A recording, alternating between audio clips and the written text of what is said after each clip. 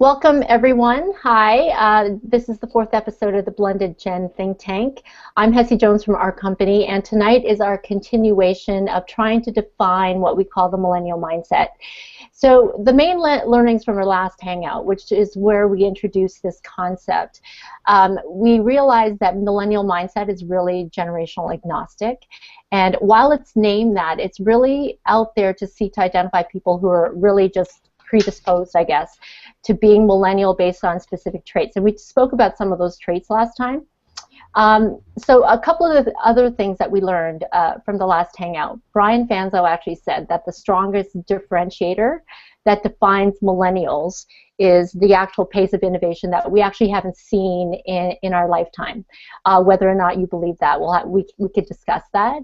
But so millennials are not only used to this pace of change, they're actually willing to fail fast. With respect to the Pew research that we conducted, and I've asked all of you to actually participate in this survey about how millennial you are. And Ross said this best, so I'm going to quote you, Ross, on this, is that the research itself looks towards the mean. So it doesn't really consider any of the outliers who actually fit into, let's say, the advanced category. So if we were to do the Pew research among purely Gen Xers, anybody who would be in the advanced category would be considered, let's say, in the top 2 or 3 percentile. But because it's been done across the millennial group, the actual research informs what the norm really is within the Gen Y population. Okay, so the other thing we learned, culture and environment actually impact the mindset. So it's where you live, where you work, rural versus urban, right? And a lot of that also dictates whether or not the values that you're exposed to are either really rigid or they're more open. And sometimes that occurs mainly in very much urban communities. So, and the other thing from a work environment perspective, because you're at work at least 8 hours a day, this is going to impact the extent that you're actually aware of technology and your ability to actually embrace it. So we're going to continue this discussion because there's a lot of stuff that was happening within the research that we couldn't actually even get to. So we're going to talk about the research elements, but I'd also like to crowdsource some of your views on what validates you and your position as a potential millennial, okay? So before we start, and oh, by the way, so this is a blended panel, so I want the audience to know that we actually have representation from Gen X, Gen Y, and Boomers on this panel.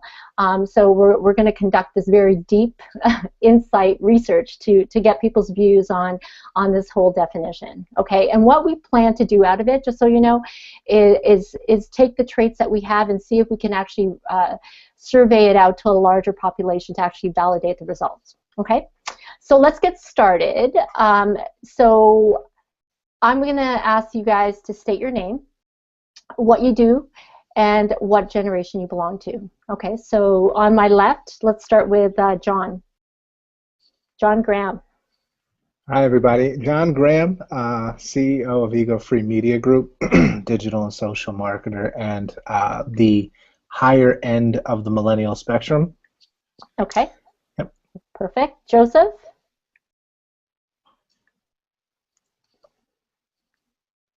Okay. One moment, please. Do you want me to go to someone else, Joseph, and then I'll come back to you? Please. Okay. Ross. All right.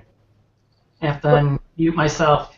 Okay, Ross Quintana, and I do everything social media strategy, social media management, interesting talks. And I'm a Gen Xer, but I was an early adopter, so I don't really fit exactly in the median, as we talked about earlier, but that's where I'm at. So I'm a younger Gen Xer. Okay. And Joseph? Joseph Geyer. I am a late boomer, I guess. Am I echoing? It's not bad. It's not bad. Okay. I'm a software engineer. I have in my third career. Basically, I'm on my glide path to retirement, I suppose, more than anything else. I do what I want, basically. Okay, But that's cool. I wish I did, but it's something to you will. aspire to. Eventually. Exactly. Okay, Ryan. Hi. Okay, so my name's Ryan Pinnell. I'm a hedge fund manager. I'm like Joseph. I also do what I like, only with some alarming consequences sometimes. I'm Gen X. I think right in the middle. Okay. The Breakfast Club era. Okay. That was one of my favorite movies, by the way. It has to be. Yes. There was a second one. What was it called? No. There was no second one. There was only the. Demi Moore had the one with Demi Moore and what I forgot what you call those guys. Anyway. St. Elmo's Fire. St. Elmo's Fire. No. No. Okay, fine. We'll end that one. Tiffany. Brat Pack. Brat Pack. That's right. Tiffany. Tiffany Daniels, an older millennial. Is there anything else I'm supposed to say? Yeah, what you do? I am in communications and business relations for a nonprofit quasi-governmental organization. Lots of fun stuff. Okay, very cool. Okay, so before we actually get into some of the nitty-gritty, I want to actually ask some of the panelists who weren't here last time to kind of tell us about their score, because we had some deep discussions last time about, first of all, do you see yourself squarely fitting within the traits of your generation? And then, based on your score, how do you see yourself now? So I'll start with Ryan. So, because you took the Pew Research, survey. So first of all, tell me about where you saw yourself before the survey and where you see yourself after the survey. I did not think I would score as highly as I did on the millennial scale. I got a 97, which I found kind of shocking. I thought I'd be like 56.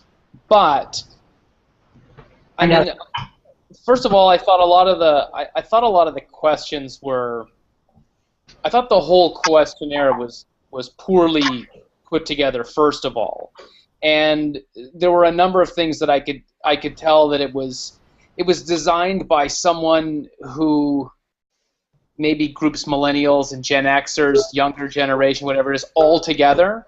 I mean, asking whether or not determining I could get 97 up to 98 if I'd gamed within the last 24 hours. And it's like I've been gaming since I was 13. How does that make it? How is that a millennial attribute? So I didn't get some of those questions. I understood the slant away from religion and a less work-centric lifestyle, that sort of thing. But my initial reaction as I was doing the questionnaire was, if these are millennial questions, millennial mindset, I wouldn't attribute much of that to a millennial mindset. So you have managed millennials, and yes. Some of the panelists here don't know what your stance is with millennials. So I'd like you to articulate that if you could, without being combative. Without being really horrible. Okay. Well, thanks to Hesse and Amy, I've been introduced to some really articulate, cool, capable millennials. And that's been a fantastic experience to me. My own work experience has been disastrous. And I don't know what to attribute that to. We fired 7 in a year. And unfortunately it was the stereotype over and over again. We had a girl that could not make it to work before 10, and then when we said, listen, 10 a.m. is just not cool for what you're doing, the response was, yeah, I'm really just not much of a morning person. And we had fun with that, saying, okay, so cool, so we're not really much of a pay you on time person. Ooh. So how about I catch you like 2 weeks from now? Would that be cool?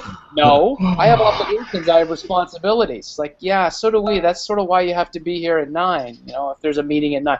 So that was my experience up until meeting Hesse, or not meeting Hesse. Hesse and I have known each other for a while, but discussing millennials with Hesse and with Amy, and both of them are saying, you just have met the wrong millennials. And one after another have introduced me to people that I wish were working for me instead of the ones that we got. So that was my experience to date, was that unfortunately it was the entitled, didn't want to do any work, wanted the immediate success. We hired a recent millennial who is a summer student. I would be his boss's boss. And the introduction or email I got from him was, the first day was, "Hey, Ryan." Now, I'm not an egomaniac. You don't have to call me Mr., Sir, or whatever, but I never would have addressed my boss's boss at 19 years old as like, "Hey, Seton." I never would have done that. So that was my experience to date, and that is changing now, thankfully. Okay, so you didn't have a personality clash when you realized your score, especially like your identity was kind of up in question when you realized that you were more millennial than you thought. Well, right? yeah, I mean, a bit of a. I didn't see it and go, "What? I'm not a millennial. I hate those freaking kids."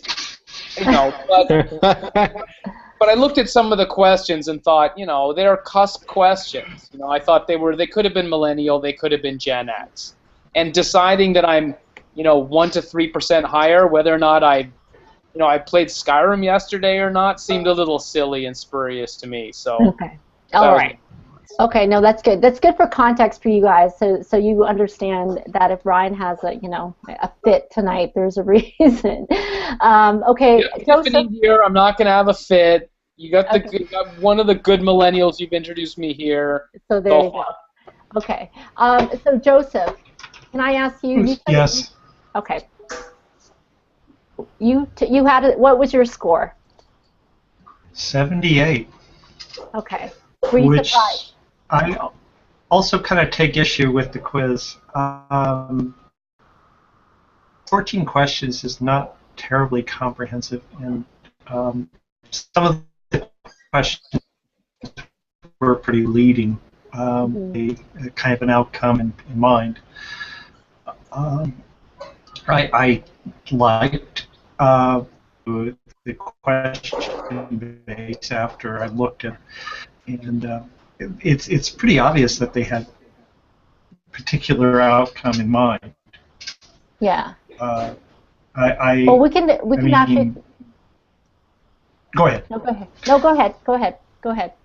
No, it's just that up until maybe 2 questions, I had a consistent boomer posture, and then I answered things like I had a tattoo, and I won't go into where it is, but I do have one, and what's funny is that they include the silent generation, and they had a huge amount of tattoos. So I'm not sure where that comes from. I'm sorry with the echo. No, that's okay. We actually had a really deep discussion last time about tattoos, about, let's say, not only the fact that they exist in other generations, but I think for the most part, they say that within the millennial generation, there tend to be more. Not only, and I think, again, that's the mean in the average, but that tend to be prevailing. But what we realize is that there's other generations, and Ryan has a tattoo, right? I believe Brian Fanzo, there you go, and that's huge for someone who works in corporate. You must wear long sleeves a lot. Right. So, Hesse, I think that should have been the question. It's not whether you had a tattoo, but whether you have tattoos that are visible in the workplace. Yeah. Because I have, there's silent, they're boomer, they're Gen X, and millennials who have tattoos in strategic places to hide, and those who have them in places to ensure that they can never be hidden. That's right.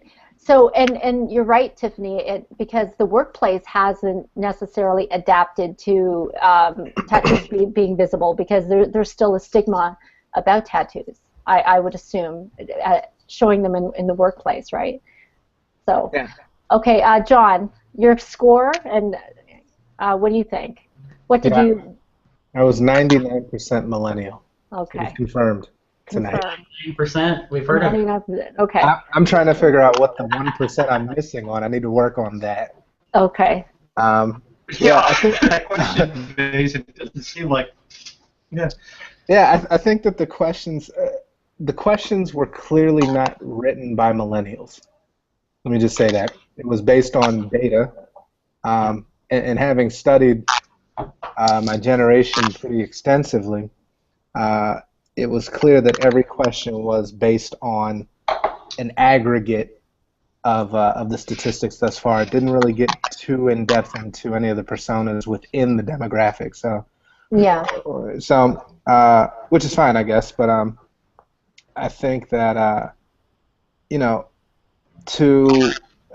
some of the questions on there, I think from a cord cutting standpoint, I know boomers who've cut the cord. I know millennials who don't watch television. I know Gen Yers or Gen Zs who don't watch television. So I don't think that any of the some of the questions were pointed, but not necessarily indicative of a millennial generation or mindset. So.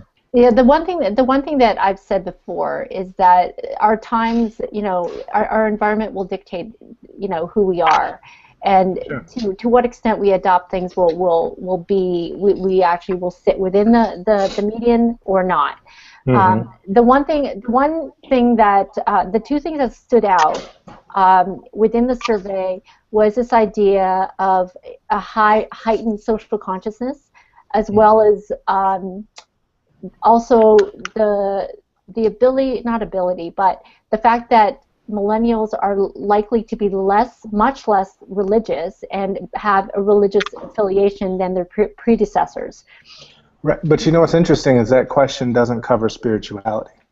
So we're also a generation that really has been, we're the secret generation, or the law of attraction generation, right? So this introduction of direct connection and universal awareness and understandings of other cultures and these things where I think a hardline religion I think it's almost a microcosm where it's a set there's set parameters, and if that's all we can do, then we already immediately feel boxed in.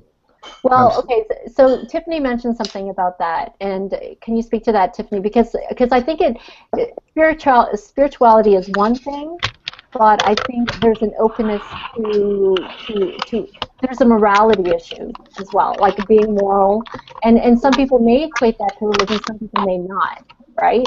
Right. Go ahead. What I was kind of noting in the chat is there's research and there's studies alluding to the fact that millennials as a generation are looking to go back into a more traditional church structure or religion structure as they start their own families. So while they may be single, and our generation has stayed single longer, and so it may just be that you're looking at individuals who probably would have started families in any other generation by their mid-20s. Now we're looking to early 30s, mid-30s, and that shift is seeing a lot of people return to some form of structure because maybe it's comfortable, or maybe because they want their children to have the same base and be able to make their decisions. I don't know for the individuals, but the research for older millennials is different than the research for younger millennials, and a lot of that is affected by the family structure. So Ross, from your standpoint, because you're kind of hovering between, let's say, a late millennial and early Gen Xer, and you have kids, so has your opinion changed about religion? Well, I would say I agree with the concept that I think there's something underneath there, which is a bigger point, which isn't as much as whether we see it there, but it's why we would or don't see it there. And I think it's because millennials really focus on what makes sense. When you see them in the workplace, if we're doing it a dumb way, and that's just the way it's always been done, that doesn't make sense to them. If they look at religion and say, why are we doing this or teaching this? It doesn't seem to make sense here, or the people seem to have it wrong, even though there might be something right there. I feel like that's that's the true mindset that actually relates then and filters religion and spirituality more so than you'll see with the idea of whether we accept it or we reject it. I don't think that's the case. I think that they're aware and they're actively thinking, and that's what makes them disruptive in the workplace, and that's what makes them kind of interesting when it comes to picking up things like spirituality or seeing how they engage in collaboration and in technology. But I think you're right, and I think also, Joseph, I'd love your viewpoint on this, because we're also within the information age where we have access to varied opinions, and like you said, the connectedness with our friends and the fact that we can talk more about this stuff online and just by reading tons and tons of information suddenly allows us to kind of figure out whether or not that specific religion fits the way we are. And so we become a lot more discretionary about what we want to do, because it's not necessarily what our parents said and they set you right on this path, you're a Catholic for life. Suddenly information makes us a lot more aware and choosy, right? You think, Joseph? I think so. I think that we look at religion and we some of us put blinders on. We think that religion is something to do with doctrine. I like John's point about being spiritual.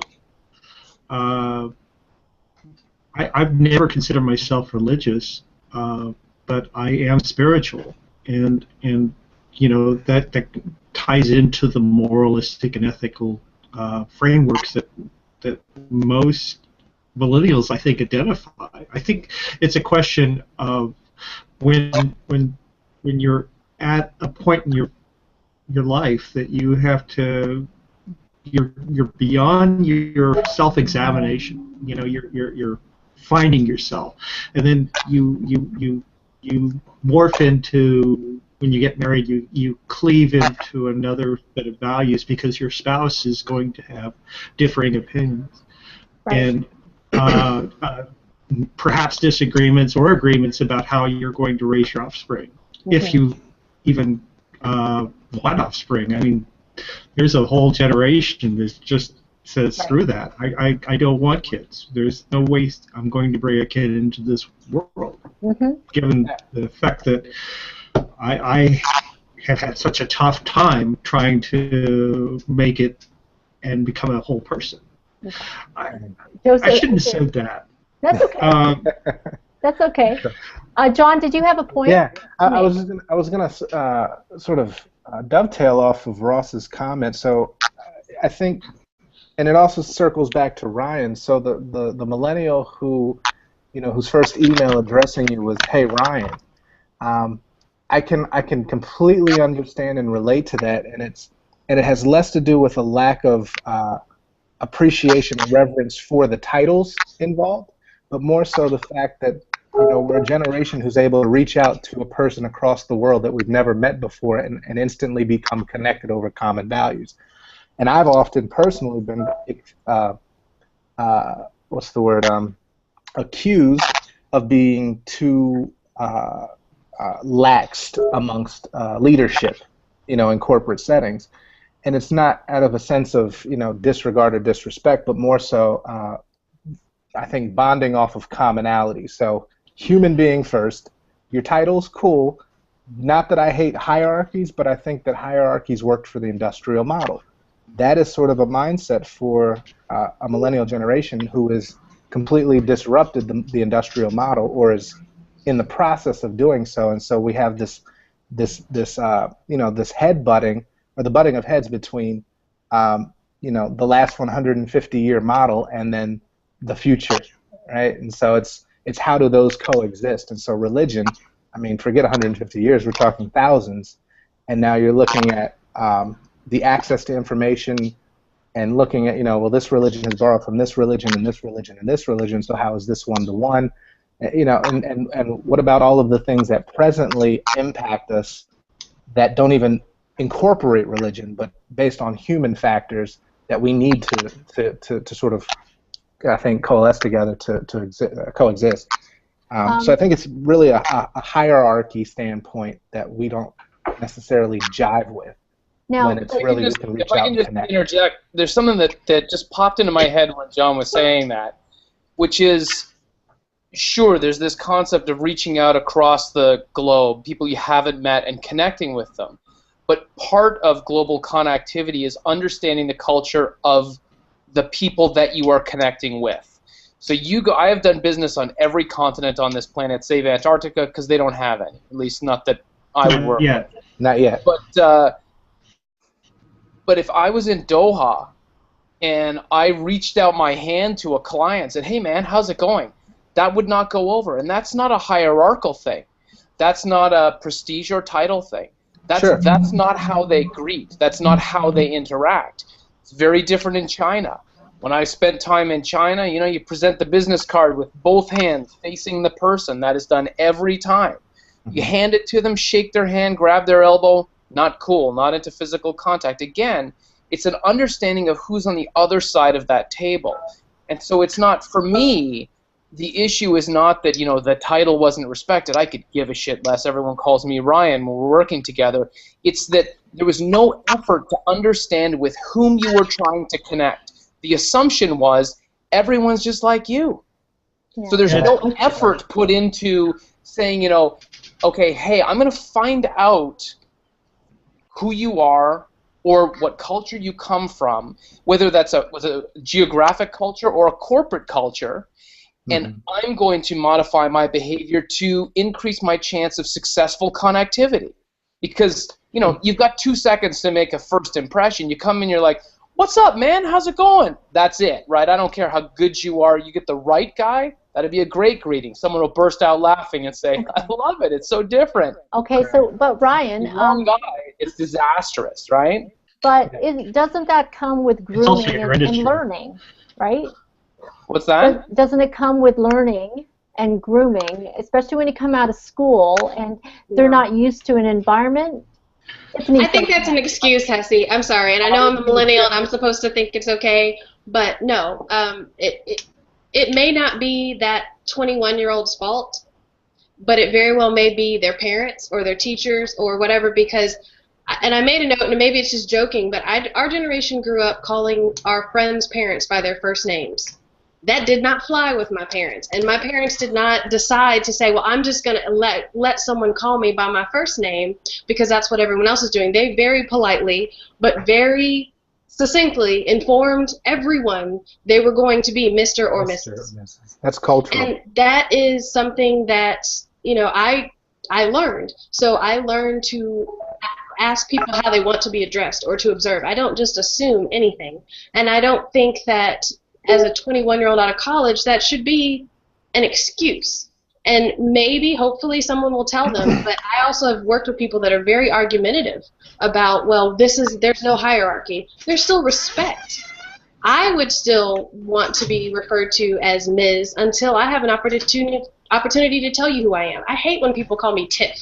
I have never introduced myself as Tiff. I never sign an email as Tiff. But people assume that they can take... No, I'm just kidding on this. But in work, it's one of those things that I noticed because I've never given you that opportunity. You just assumed that it was okay. And I think that's in line with what Ryan was saying. No, you it's like for an interview. You dress up. And then you figure out how everyone else goes and you dress a little bit down. But you don't come in torn jeans and flip-flops and expect that is going to be the acceptable thing. Okay, even if everyone else does. Okay, so John, I want to ask you, because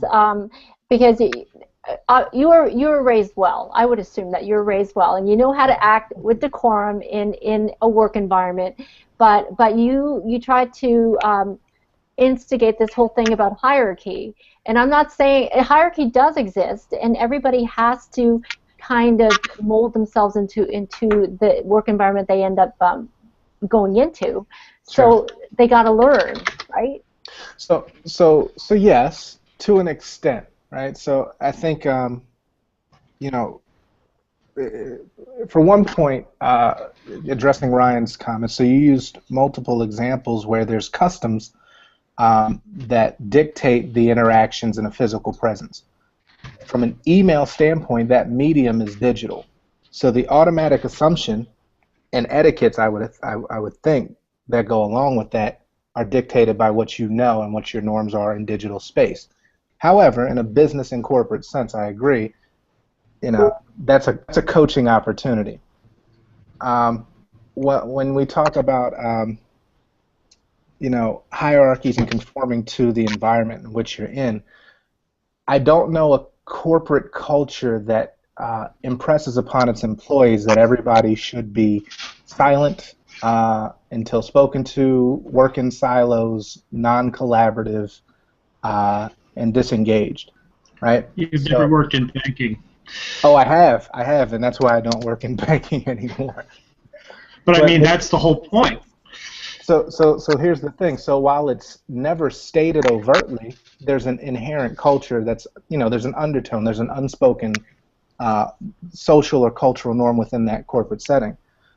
What I have a problem with, and many of my millennial friends have an issue with, is if the company says they want X, which is, progressive, out-of-the-box thinking, collaboration, breaking down of silos, but then promote the very opposite, we have we call bullshit every time. And that calling of bullshit gets you a label on your back, a bad internal brand perception, whatever have you.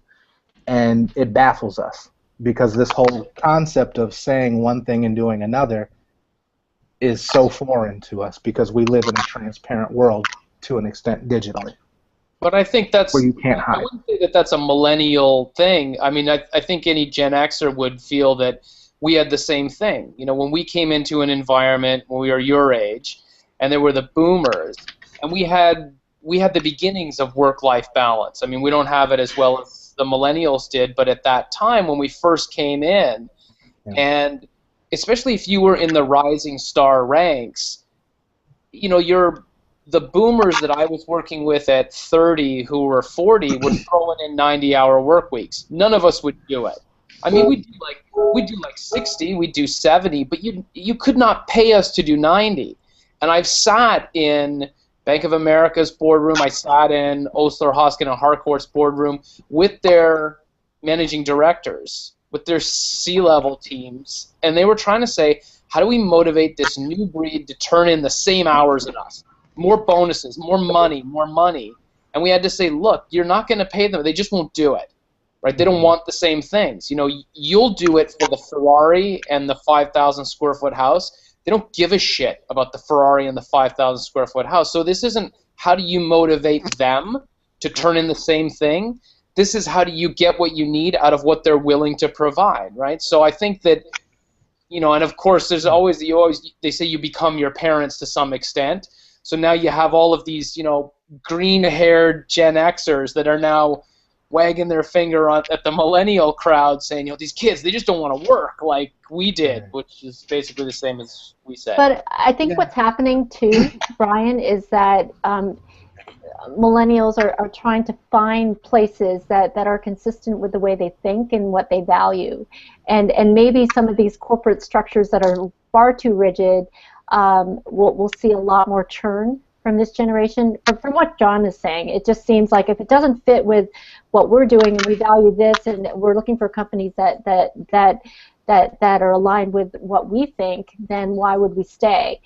And so I got to ask you this question, because it seems like, and I've said this before, that you could be a millennial working very much in a rigid environment like what Ryan works in corporate finance, and you would, if you want to be in there, then you would mold yourself to be part of that environment and you'd learn how to do things. But I actually saw this study that actually said that the three areas where millennials more likely want to work, if anybody wants to take a guess, because they're more aligned with their values, does anybody know? If you were to take a guess at the three industries. Sorry? Nonprofits. Nope. Entertainment, social media, advertising. Close. Like media, technology, and telecommunications. Media, yeah. Those are the three areas that actually very much conform to New Age. It's technology. It's like everybody here, to some extent, I mean, are advanced because they use Google Hangouts. They use this type of medium to communicate. Not well. What's that? Sorry. No, that's okay. I said not well. Parallel. Not well. Well, That's only because of Wi-Fi. But for the most part, and whether or not, I'm actually articulating this properly, John, and this is where we might see some impact on other more structured environments in the future that don't, and I don't know whether or not there's enough power from a millennial perspective to say, hey, I'm not going to work in that environment, and you're going to lose me because you haven't done X, Y, and Z. Oh, totally. I mean, let's take it from not just the consumer perspective, right? So, we're supposedly to have, 1.7 trillion in spending power by 2017, but as an employer workforce standpoint, by 2030, we'll make up 75% of the workforce. So if you don't capture us now, we're creating industries, we're creating business. Now, it doesn't stand alone or in a vacuum. You still need the current structure to a standpoint, but it's shifting, right? So as you have companies who are looking desperately to appeal to a millennial consumer, the smart companies are leveraging their internal millennial hires for millennial advisory boards and utilizing actual millennial voices to speak authentically. It's the ones who are trying to hold on to legacy success that say, well, we know what they want because it fits this psychographic and this is what previous younger generations and its youth in general. And that's sort of, you can tell.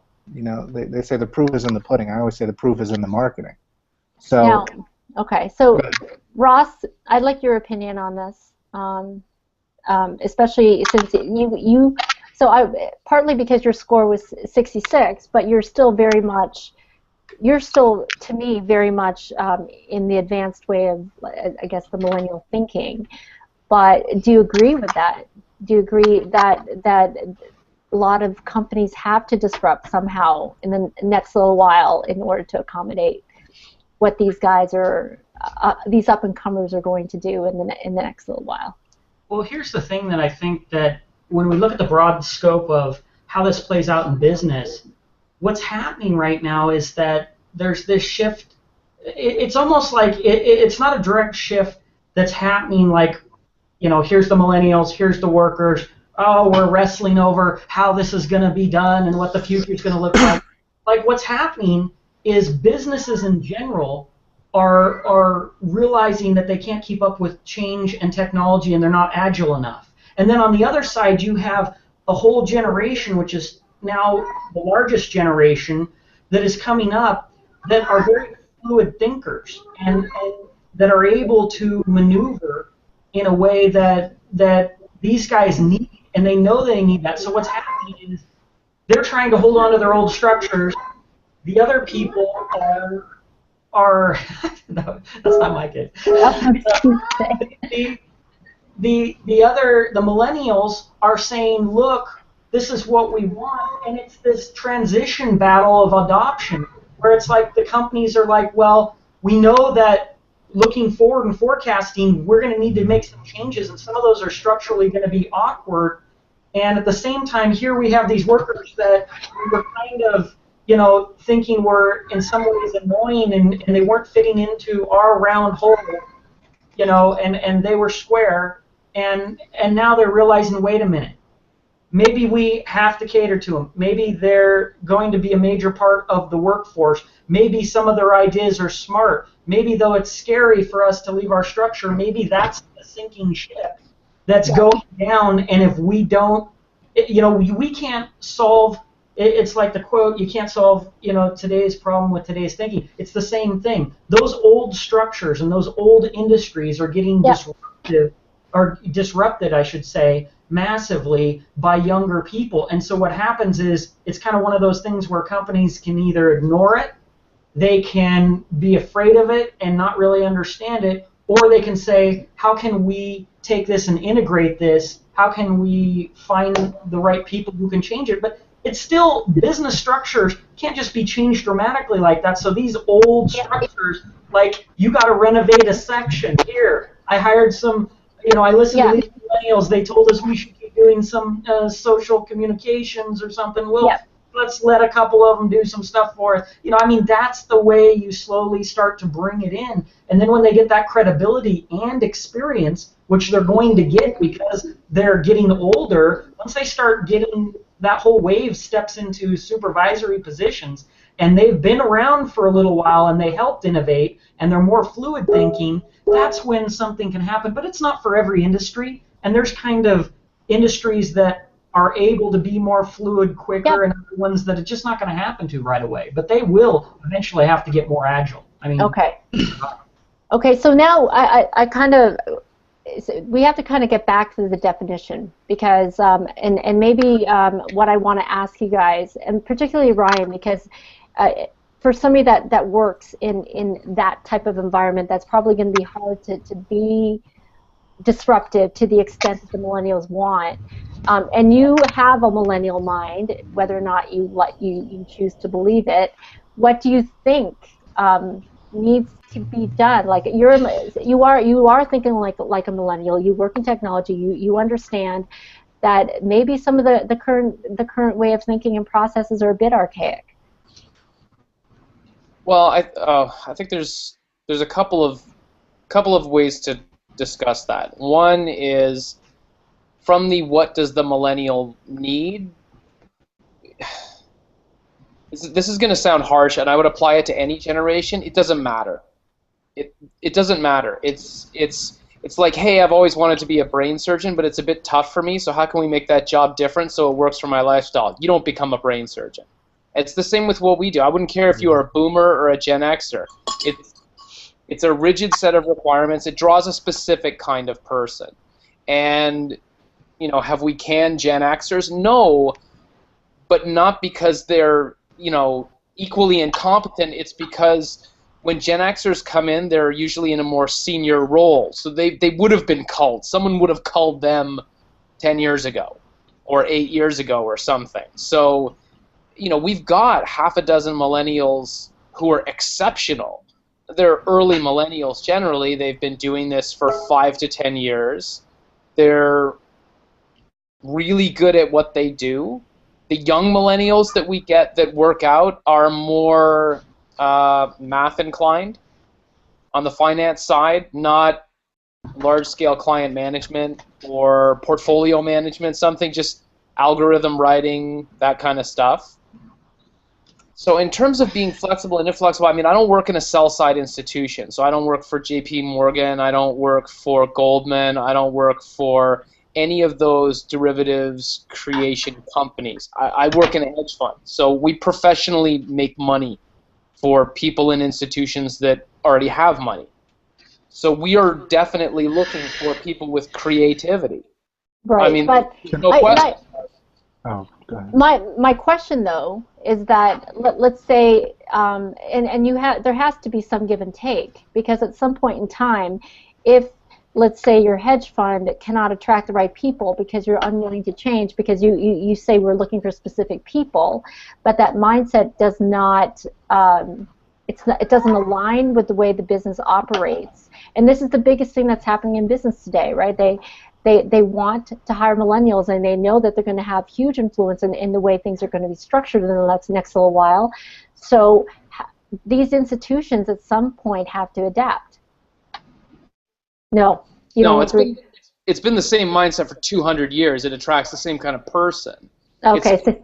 And it's like I use the neurosurgeon example because that's going to be a constant. Like being an exceptionally gifted cardiac surgeon, a neurosurgeon, is always going to be really, really difficult. And it's going to be incredibly demanding, and it's not going to be more work-life balance friendly.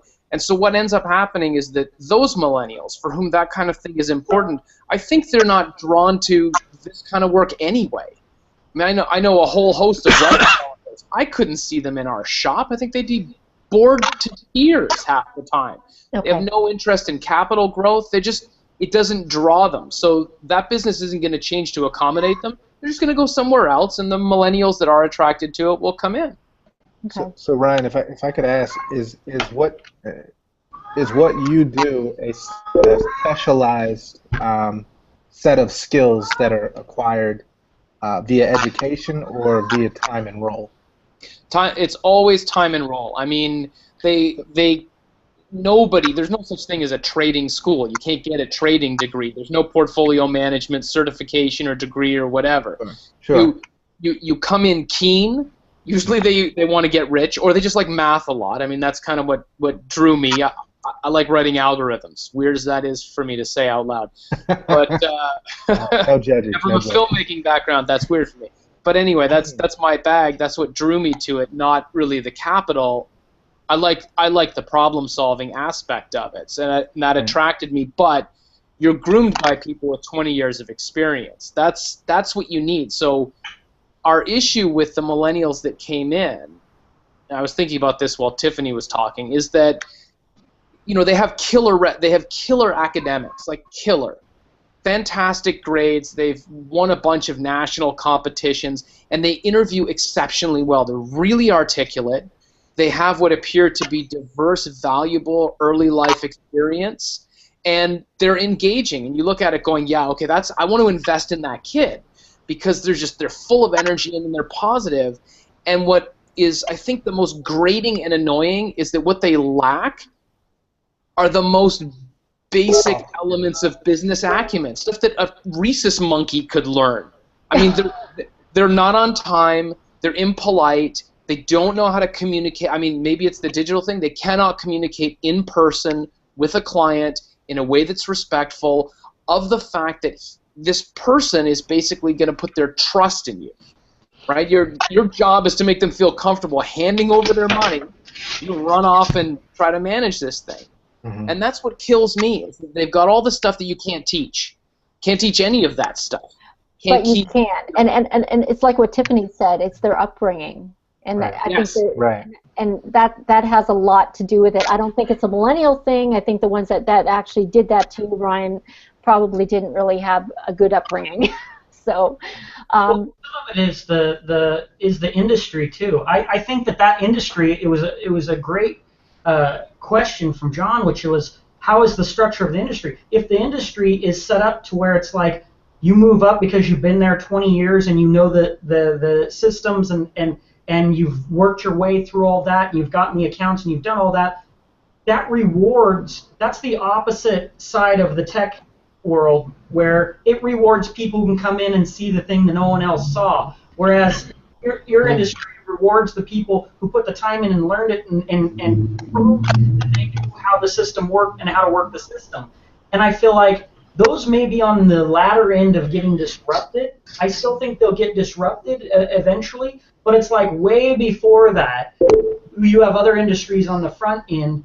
And I think for them, they're going to see a flood of millennials in them, and I think that they're realizing that they have to adapt because they're more vulnerable to change. And if their industry is disrupted, I feel like it reminds me of the NFL a little bit, like getting rid of Peyton Manning, right? Big mistake. But the thing is that's the thinking, is they're like looking to the future saying, you know what? Even though he's on top of his game, we're playing the game that's 5 years out, and we need some young quarterback. Even at the point that we're going to lose games, we're going to invest in that future because we want to win those games in the future. And I feel like companies right now who are smart, especially in industries where they're likely to get disrupted, they need to invest in a different mindset, because otherwise they're going to be on the Titanic. It's going to hit the iceberg of disruption when someone comes in like Uber and changes a whole industry, and everyone else is sitting there going, what about our rules? What about our structure? What about our hierarchy? I don't know. Find another job, because you just got disrupted out of a job and out of a career. Yeah. So all that value goes away if the industry shifts. So things like tech, where industries shift a lot, they're at the premium. I'd say probably where you're at is on one side, and like the tech industry's on the other, as far as just because someone has a millennial mindset doesn't mean it's good for every business, because it's about timing. And there's some industries that they need a wave of fresh thinking, because what they're doing isn't going to work, and they're going to get it, because certain age levels of population are going to naturally fill out certain jobs. just because of the size of the population. So even Sure. some companies are going to get hit by a tidal wave that they weren't even planning on strategically. They're just going to have more millennials on their workforce now and applying for their jobs than they were 5 years ago, and they've got to deal and make their business still operate within that mindset. That's awesome, Ross. And I like in the chat, I was just watching the conversation happen between John and Ryan about this, and as much as rigid as Ryan says he works in that environment, you actually aren't that rigid. You can be a little bit of flexible in terms of allowing the millennial voice to actually have a say, right? So. Well, that's where our new ideas come from, right? I mean, the problem with the people who've been in the role for so long is that everybody looks at the problem the same way. And that's where, like, you need these new theories. You need an outlier. If you get, 20 guys from the top institutional funds on the planet in a room, they'll probably all look at a portfolio from 80% the same perspective. And so their theories and strategies overlap, and there's very little innovation. But you get some robotics kid that comes in that doesn't know a thing about stocks, not a damn thing about equity management, and you give him a bunch of charts and indicators, and that kid will go, oh, what's that over there? Because that appears to have a correlation with this thing. And everyone goes, what? Oh, that's kind of cool. Yeah, it does. I mean, you have to have that coming in. You need the innovation.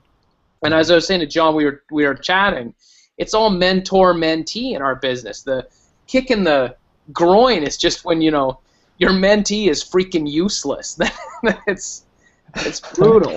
I can understand that.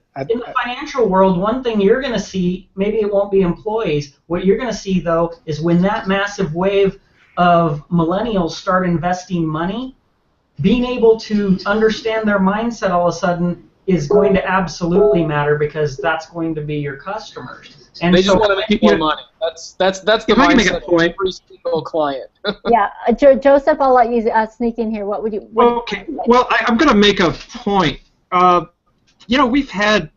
I've been around for a while, obviously, but the thing is that we've had this innovation in finance that kind of got us where we are today. We're at least with the banking industry.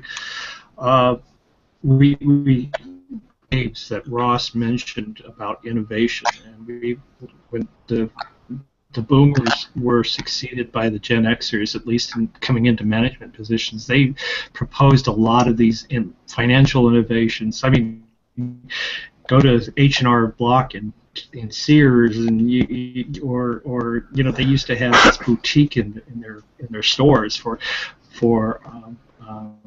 financial services. I mean, Allstate. There was a whole host of financial things that you could go into your Sears store and do. Now, I'm only making this point because this was the kind of fresh thinking that they had, and we listened to it. And part of the thing that led us into this mess is that we were trying to over-innovate. The thing about the financial industry is it learned from those mistakes. They went and gravitated back to their core values, if you can call it that. I'm sorry I'm using that term a lot, but why I'm saying this is that there's a very good reason it is stratified the way it is. There's a reason why millennials would be more accepted in media, because this is the things that they've adopted. Yeah. I guess the point I'm trying to make is that one of the things that I've been in both the financial industry and the media industry before I was in the tech, and I know that there are levels of acceptance, and the thing that one of the things that you say, yes, the millennials will eventually overwhelm by sheer numbers, but they're not there yet, and you still have to understand that you have to get a in terms of what the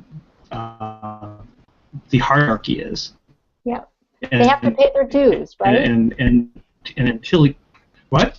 I said they I'm have sorry. to pay their due. They have to pay their dues. Yes, they have to pay their dues. And I'm sorry, that's really a mindset not set by my opinion. I didn't mean culture. to say that to actually cause a stir. I'm so glad that you said that. No, because that's the underlying thinking, and it's I think it's great that that's been articulated, right? Because this assumption that we want immediate success without paying dues. I'll speak personally. I think we don't want immediate success.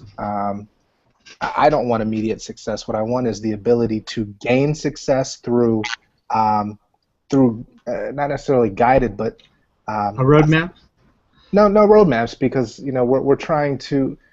we're also trying to rewrite a roadmap, right? But it's more of a collaborative journey versus let me follow the same structure, because again, we're not dealing in the same era where historically these processes will get you to X. I guess the thing I'm trying to say is, why is this broken? I mean, the need for disruption is not really that evident. So here's what we've dealt with growing up. We've seen two wars that have bankrupted a country. We've seen a financial industry that's bankrupted our future financially. We've seen corporations do far more egregious things to our environment, and this has become a norm. So when you think about a lot of the tried and true, we've seen where that's gotten us, and at the same time, there's been very little regard for our social well-being in that sense. But let's take it a little bit less. Let's take so to that point, and then let's take it a little bit more close to home. So if we go to college, we're expecting to go to college to get a good job. That's not a guarantee, and then you have a 25-26% unemployment rate across our generation. But then here's the other part. So the education that we're receiving is based on a 150-year-old model. So when we come out, the expectation is you've been taught to pass the test. You've been taught to the test your whole life, and when you get out, those soft skills are lacking because nobody taught you the soft skills in addition to that. Mm-hmm. And I have to say, because we're running out of time, and I know, Joseph, that you want to get in here, that a lot of the stuff that the millennials that you've experienced, John, it's the same kind of things that we've experienced, because we were told when we were graduating from university how good we are and that we're expected to actually, be the next generation that's going to do X, Y, and Z. And so we came out entitled as well. I'm not sure if Ross and Ryan, you agree with that, but we were in business school. We were it. We expected to make like really, really good money coming out of university, and then by age 50, we'd all be millionaires. So, it's not this pattern continues across generations, and we're not saying that yours is unique, but what we're saying is that what you've experienced is also probably just as traumatic as when we got out, and and we also witnessed a recession. But anyway, I had unfortunately. Okay, Joseph, did you want to have one last comment before we go? Because I know you're kind of itching to get something out. Hesse, all I was trying to get at is that we all have our trials and tribulations. And my generation had it as much as the Gen X's did. I've seen it in the millennials. I fear for my own kids' generation. I have a 21-year-old and an 11-year-old. I don't even know their ages. Early Alzheimer's sometime. But I think that what we can do for our kids and what they can do for themselves is to realize that there is an environment out there that's not going to be warm and fuzzy. It's going to be hostile, and it may be hostile. I really don't know, but I just don't think that this is a unique problem with millennials. No.